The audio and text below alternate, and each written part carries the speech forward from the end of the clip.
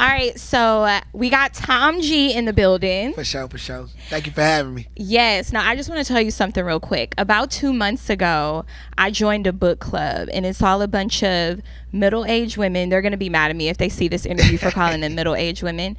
But they live over, like, in the West Shore area. So I joined this book club. Okay. I told them about this book after I listened to it. So I listened to it all this week. I told them about this book, and they're very interested. Right. Do you think it's gonna kind of scare them? Nah, it shouldn't. You know what I'm saying? Like, all walks of life, should be able to vibe to it, and it's for everybody in some type of way. Yeah, no, you're absolutely right. So process and purpose. Process and purpose. You know what I'm saying? My process was, everything that I went through, everything that I experienced to get to, the man I am today. Yeah. Now, when you think of when you think of Tampa, you automatically think of Tom G. Automatically. Automatically. Right. Tampa, you think of Tom G. Automatically, right. Just like the Buccaneers. When the Bucks won the Super Bowl, I thought I won the Super Bowl. Yes. Home team. So, someone of your stature and everything that you went through, obviously, like, you were going to write a book one day. So what made you choose now?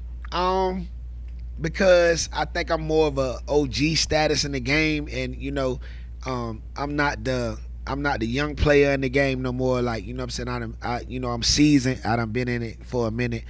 I done lived through some things. I done seen some things. You know what I'm saying? And I got something I could talk about that, make it show the next young player on the grind, a little more game than what he may know currently. Yes. Now, without giving the whole book away, I'm going to tell you like some of the stuff that stood out to me. The first part that stood out to me was the queen, the dream girl, like choosing the right dream girl. Right. And I like how that applies to both men and women in the entertainment. Well, not even just in the entertainment industry overall. Right. Because for me, it's not about looks. Like, I want a partner. Like, obviously I have to be sexually attracted to you, but I want a partner that's going to invest in me and teach me something. Right. So I like how you talked about your wife in the book, and she's real cool. Right. Met her a couple times. So everything that you said, I was like, this not cap, because I could tell that she's, a real go-getter and behind you 100%. So talk a little bit about that, because I feel like a lot of young rappers or just even dudes in the game, they switch up and go after the bad bitch, right, when they should go after the chick that's gonna help them grow. If that makes sense. Did that make sense what I said? Well, I seen Game, you know what I'm talking about, right? Game. Yeah. I seen him post something the other day, and he was like, dudes is they dating women's bodies, right, and the women is dating men's pockets. So we can never come to a common median like that. Like, we don't know each other like that. You know what I'm saying? But in my case, my wife, she was my girlfriend at first. Then she became my twins' mother, and then from there I made her my wife. But she earned that spot. You know what I'm saying? Like, I'm a thug. You know what I'm saying? Right. So like, I'm a shortcomer, and then on top of that, I'm a preacher's son, and that's what makes me even more of a thug, because the devil attacks the preacher's children first, because the preachers think they finna be out here preaching the word of God, right? And then what I'm saying, like, you think you just finna be out here doing that, and I'm gonna attack your children, I'm gonna attack everything around you, because you preaching the righteousness. You know what I'm saying? Right. So like, that's why me and like my little brother and people around me, like, we get attacked so hard, because my mother and people around us is of God. You know what I'm saying? So we get attacked the hardest. So for her to ride through all the stuff that I done been through, from the streets to getting locked up, and street beef and shootouts and all type of stuff, like, that's my dream girl. I put in a book, she's not a dream girl because how she looks, or like how she appeals to you. She's the dream girl if she's helping you manifest your dreams. You know what I'm saying? Absolutely. And she my wife, she's absolutely that. Yeah, and I remember when you performed at the BET Awards, it was like a couple days later, you posted her to let them hoes know. And I'm sorry, excuse my language, but you were like, this is who I'm about, you know, sorry y'all sliding into my DMs, but this is my everything right here. Yeah, and I did that, you know, I had a few DMs, you know, come through, and I'm saying, but I did that, you know, purposely because I wanted to let the world know, like, you know, she was with me jumping in the, you know, shooting in the gym. Bitch, you wasn't with me shooting in the gym. Nah, she was with me shooting in the gym, nigga. So like, I can't disrespect that. No matter how it may go down, no matter how, like, you know what I'm saying, like, you know, we be at odds sometimes, you know, just like any other human couple. But I could never disrespect that. She was with me shooting in the gym. You know what I'm saying? That's what's up. That's what's up. And the second part that stood out to me is, I don't know if you watched my I Am WiLD here, but I did go to rehab. It was my first year of college. I went to rehab for abusing a substance. Okay. So, and I had just started interning at a radio station. Right. So, you know, when you first get that little bit of fame, then you start going overboard with like alcohol and different things. It comes with it. Like, not to cut you off. Like, no. Yeah. Stardom comes with habit. Like, I'm one to tell you that. Like, you know what I'm saying? Like, if you think about it, I became a superstar in Florida at the age of 19, 20. Mm-hmm. So I know for a fact, alcohol, drugs, they become a coping mechanism for, you know, whatever you may not be comfortable with. Right. You know what I'm saying? Yeah. And then once you get to that level, then, you know, you may not be of the age or of the what's the word for it? Like, you may have not experienced enough to know that, you know, it's another side to it. Right. So you cope how you cope. You drink, you smoke, you pop pills, you know, whatever it is to help you cope. So with me catching stardom at a young age, I caught non-sobriety at a young age. You feel me? Mm-hmm. And I was already doing that. But even before I was a superstar, I was a football superstar at my high school, and we were drinking. Right. You know what I'm saying? We was hanging out, we were drinking, like, so, you know, I always had that hangout atmosphere. But back to what you were saying, like, so you went through something with that? Yeah, I did go through something with that, and I still struggle a little bit with over drinking, especially at certain events. And I like what you said about how you grew to know that the way you were acting and when you meet people in the industry, but when you're under the influence, you might say certain stuff that you might like misconduct yourself. Yep. You know what I'm saying? And then, like, the more you grow, you know, when you was younger, you probably like, whatever, I'm wilding, I'm hanging out. You know what I'm saying? Like, when I was younger, I didn't give a damn, because I was on both sides of the industry. I was in the street, you know what I'm saying, and in the industry. So, like, I ain't really give a damn, like, how I'll, like, personally kick my game to anybody in the public. But, like, as a grown-ass man, I want people to see Tom G and be like, nah, Tom G, he know how to conduct himself. Tom G, you know, I might be stopping myself from some $100,000 deal. Right. Do you think you've messed up deals in the beginning? I don't know, because when I was younger, I wouldn't even say I messed it up. I just didn't give a damn then. Right. But as I'm coming into the man that I am now, I just want to make sure that I don't mess up that. Right. You get what I'm saying? Mm-hmm. So, like, I mean, I'm sure I done had 1,000 nights out here. I'm sure I done rubbed somebody the wrong way that probably could have put some money in my pocket. You feel me? Right. But I was younger then. It didn't matter then. But as the man I am today, it beats me up harder if I was, you know, to do that. Right. Yeah. No, absolutely. Now, I want to talk about this fake ass entertainment industry and keeping the same guys that you came up with. Do you still have the same crew that you came up with? The same exact crew. Like, everybody who you see me with, like, these boys, except for the G3. But G3 has been around me for about 5 years now. Everybody who you see me around, you know what I'm saying? Like, everybody who you see around me, they OGs with me. Like, even my little brother, you know what I'm saying? That's an OG. Like, that boy been with me. I raised him. Right. You know what I'm saying? Like, everybody. I'm not around no new people. Did you have someone, like, people in the crew that switched up?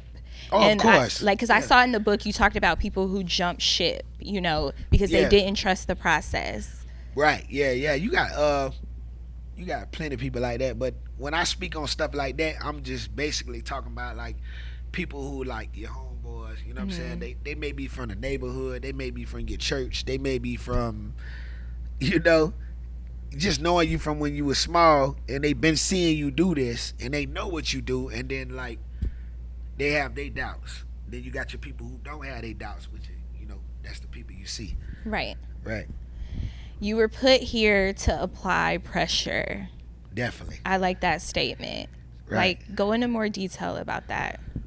I don't know. I think, ever since I was young, I always had the mind state that like I'm not gonna let life beat me. I'm not gonna let my partners off the corner beat me. I'm not gonna let no female that I'm dealing with beat me. Right. Me and my mama, we might get into it, but I'm gonna take care of her, and I'm gonna with the utmost respect. I'm not gonna let you beat me. Shouts out to moms, by the way, real quick. I almost cried because you were like, sorry, my grandma died. So so it just so a lot of the stuff in the book reminds me of her. But I like that part where you talked about your mom waited for 50 Cent. Oh yeah, my mama went. She went to the crying. I'm sorry. That club. I don't even think I said the name in the book, but it was Kennedy. Yes. And 50. I was in school at the time. I was at Stillman College. It was 2001, and I had just came out. My mama didn't even know I was that raw. Right. So Bolo, who produced Whip Nene, yep. and my dog just graduated, and I'm there, and all type of hits that I've done and other artists have done. She didn't even know we was that raw. I met Bolo, and we went crazy. So I started making music up there in Alabama, and I sent her the CD, and she called me back in tears. My mama a water bag, like how you crying. You a water bag. Oh my God. You a damn water bag. My mama a water bag, just like you. So like she cried for any little thing. So like she heard me, and then she was like, "Son, I didn't know. Because I hadn't been telling her." Right. But I was on football, so she was locked in on football. My son gonna go to the NFL. My son go, you know what I'm saying? But I was shorter, and my size stature didn't fit the way like I probably thought it would have fit like for NFL stature or whatever. So I became ineligible in college, but I started rapping. I picked up on rapping more, and then I had the whole campus on lock in Tuscaloosa, Alabama. I sent her the CD, and she was like, "Yeah, let me check you out, whatever." And then when she heard it, I'm talking about real family occasions that happen and stuff like that, and it brought her to tears. And she called me, and she was like, "Son, I promise you, I didn't know it was that deep." Aww, you know what I'm saying? So we had, we both shared tears on the phone or whatever. And then I sent her probably like 15, 20 CDs. This back when cats used to like write on the CDs, print them, and then write on them and send them home. Only thing you gonna do is put a cover on it at Kiko's. You might put a cover on it at Kiko's. You know what I'm saying? We'll print a little thin cover. I sent like 15 of them home, and then she went and waited in the line. She was so impressed by the CD I dropped. She was like, "Oh, 50 Cent in town. I'm gonna take my son's CD. I'm finna go down here. He gotta hear this." You feel me? She waited in the line. He took forever, so she never got it to him. But it was just her effort. You know what I'm saying? Like how down she was about it. Yeah, absolutely. Like your mom is always your mom, your grandma, like the women in your life, especially like Black women. We will always be down for you. Right. You know, if we believe in you, that's crazy. We want to see you get to that next level. That touched you. That's crazy that part of the book touched you, like you actually crying. Yeah, like I was like, oh my God, because it reminded me of like my grandmother and stuff, like when they believe in you, they want to see you make it to that next level. But I bet your people are proud of you though, right now. Oh, your family got to be proud of you. You the shit. Thank you. I was going to say, and you are too, I was going to say your book can literally be something that people should put in their ears when they're working out. Because you can listen to it on Apple Music, by the way. That's how I listen to the book. Right. You should listen to it when you're working out. Or also, You also need to make a workbook, because you give like motivational steps, meaning, you know, you have your chapters, right? But then like after each chapter, when you talk about trusting the process, you explain, and then you tell people to write down their goals in each section and always stay on track. And then I also liked in the book how you said that every time you wanted to give up, God showed you another sign. Right. And that's real. Like, I promise you, every time that I felt like, all right, I'm gonna go and find me something else to do. You know what I'm saying? I done let what my haters say sink in. I done let what my homeboys that may be doubters sink in. What they say sink in. And I'm gonna go and find me something else to do. Every time I did it, God would be like, nah. You feel me? Right. Nah, let me drop this on you. Let me drop Pretty Ricky on Wild Splash last damn show 2005. Let me just make them call you on stage and everybody go crazy, like, you know what I'm saying? You weren't expecting that. Pretty Ricky did that in 2005 on the stage. Nah, let me let Orlando just call you for Wild Splash for this year, that year. Like, nah, he always throw that. He'll throw me a bone. Nah, let me let Lil Duval call you and be like, oh, a song that you did 15, 16 years ago, we want to do it on the BET Awards. Nah, you know what I mean? Right. It's always that bone that God be like, nah. Right. So I'm like, damn, dog, like, you feel me? Yeah, no, I absolutely feel you. And, you know, I wrote the article for WiLD when you got announced to be on the lineup at the BET Awards. That got so many comments and so many clicks because the whole city was so happy to see you on that platform. Yeah, nah, because he called me and he told me about it. And, you know, Lil Duval, he smoked plenty of weed. So, like, when he told me, I'm like, man, this nigga, he just talking. He was like, nah, bro, for real. I was like, all right, cool. He told me that like a month before y'all saw it. Right. So then I know in the game, I'm like, nah, I ain't gonna announce nothing until I know it's official. So then like about another month and a half went by, and then BET made their announcement. I wasn't expecting that. Right. So then Camellia hit me. That's my sister. She was like, nigga, you ain't see BET.com? I was like, nah. So she sent it to me. And I was like, nah, you lying. Boom. So everybody hit my phone. I didn't even say nothing for like 2 days. I just let everybody talk. I ain't even make no post for like 2 days. I knew it about 2 days, you know, prior to that. But I ain't make a post. And I'm like, damn, this nigga one line for real. And we hit the BET stage. And we had the livest performance that show besides Megan Thee Stallion. We had the livest performance. I agree. I liked it was the girl in the wheelchair and everybody was we gave their ass Florida. You know how we do. You know when you come to a block party, that's what you gonna see. You gonna see a motherfucker in the wheelchair. You gonna see a motherfucker smoking weed on top of a goddamn Statue of Liberty. You gonna see a fireman smoking weed and you ain't no telling what you gonna see. You might see a fireman pouring shots out of his goddamn pouring liquor shots. You know what I'm saying? That's what we gave him. Right. You know, that we gave him Florida. Now, I love the forwards in the book. Warren G's voice turns me on. So if you post this clip, what up, Warren? No, but I like the forward from Warren, and I like the forward from Scrappy.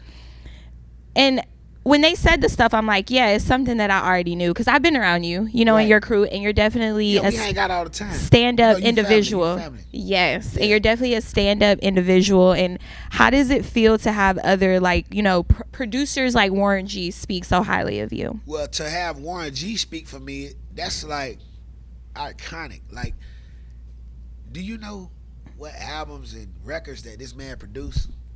Warren G. This Warren G. Like, let's break it down. Warren G was the main producer, not Dr. Dre. Y'all think it's Dr. Dre. Warren G was the main producer for Dr. Dre's album, The Chronic. Wow. Yep. I really shouldn't even have to say anything outside of that.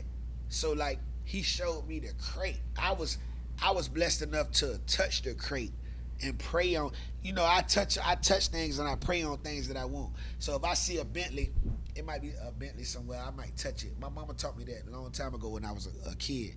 If you see it, you touch it, you identify with it, you pray on it, and God gonna give it to you, right? So if I see a Bentley, I touch it and I pray on it if it's the one I want. not the one Right.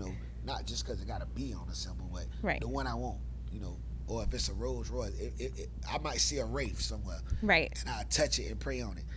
This man showed me the crate, the record crate, the 12-inch record crate that created the Chronic. Man, I touched that record, I touched that whole crate, boy, and prayed on it.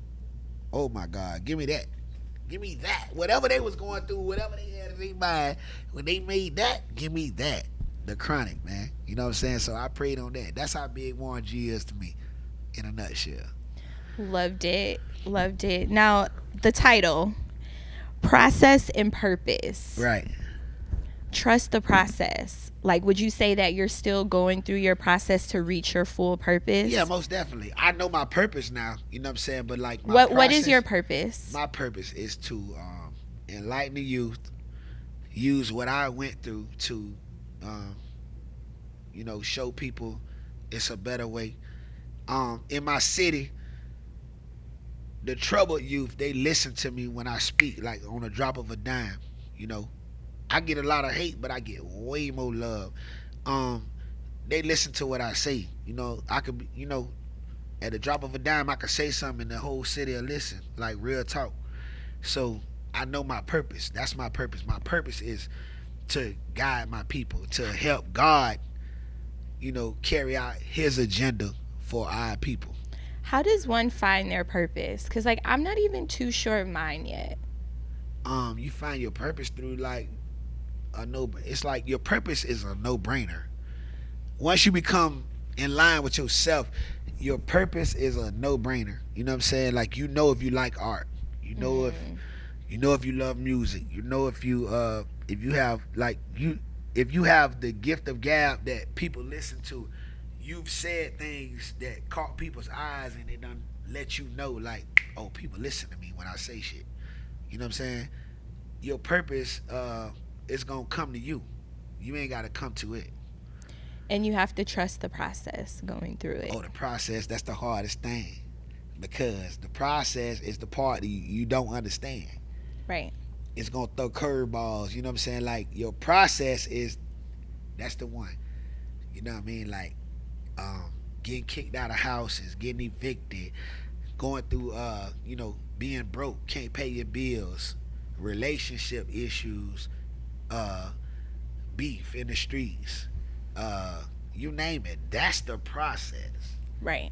So the process really is the meat of it. You know what I'm saying? My process, man, listen, man, what do you want to start? It's in the book. It's in the book. That's why you got to listen to the book. Cop the book. The process is the controversial part of the whole situation. Oh, yeah. Right.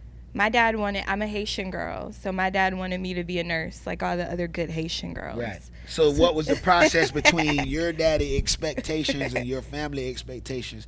Whatever you went through with that's your process. You know what I'm saying?